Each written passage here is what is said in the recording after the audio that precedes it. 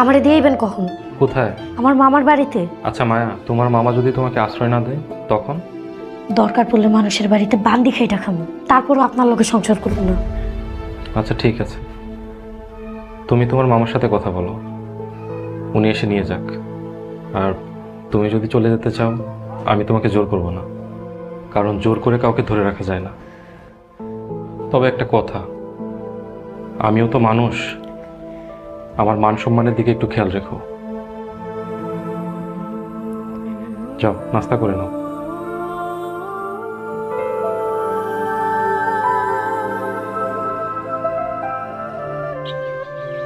আসসালামু আলাইকুম বাবাজি, কেমন আছো? ওয়ালাইকুম আসসালাম, ভালো আছি। আপনি ভালো আছেন? এই বয়সে আর ভালো থাকা। তুই ভর দুপুরে রোদের ভিতরে বসে আছো, মন খারাপ? না না চাচা, জোহরের নামাজ পড়ে এখানে একটু বসলাম, একটু জিরাইতেছিলাম। ঠিক থাকলেই ভালো। তো বৌমা কেমন আছে? কি জানো নাম? মায়া। মায়া আলহামদুলিল্লাহ ভালোই আছে। ও, তোমার চাচি কইছিল আমাকে বাড়িতে দাওয়াত নিতে, কালকে না পারলে আজকে রাত্রে একবার আসো। চাচা মাত্রই তো বিয়ে করলাম, কয়েকটা দিন যাক তারপর যাবো ইনশাল্লাহ। ঠিক আছে বাবা। আচ্ছা শোনো, সন্ধ্যার দিকে একবার অফিসে আইসো। ওই যে নয়াপাড়ার ব্রিজটা আছে না, দুপাশে মাটি ভেঙে পড়ে গেছে, মেরামত করা দরকার। ছোট কাজ নিজেরাই ঠিক করে ফেলি। ওই রাস্তার কাজ কবে আসবে, আর রাস্তার কাজ না আসলে তো সরকারি ফান্ড আসবে না।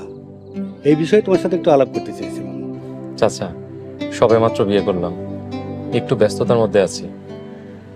আপনি এক কাজ করেন, আপনি ব্রিজের কাজ শুরু করে দেন, যত টাকা লাগে আমি দিব ইনশাল্লাহ। শুক্রিয়া। তুমি তো বাবা তোমার বাবার মতোই দয়ালু হয়েছ। দোয়া করি আল্লাহ যেন তোমাকে সকল বালা মুসিবত থেকে উদ্ধার করে। আসি বাবা। ঠিক আছে চাচা, আসসালামু আলাইকুম। ওয়ালাইকুম সালাম।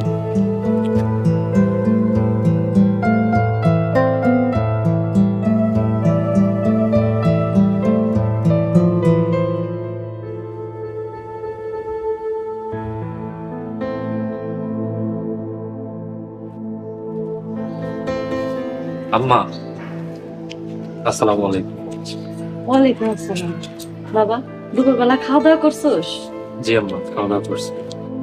রোমান, রাজিয়া ওরা কই, বাড়িতে নাই? রোমান তো কলেজ থেকে আইসা বাইরে গেছে, আর রাজিয়া পাশের বাড়িতে গেছে একটু। আম্মা আপনি একটু রোমানের শাসন করেন, ওর সঙ্গ ভালো না, ও যাদের সাথে মিশে ছেলেগুলো খুব খারাপ। আপনি আমার একটু বোঝায়েন আম্মা। আচ্ছা ঠিক আছে বাবা। আম্মা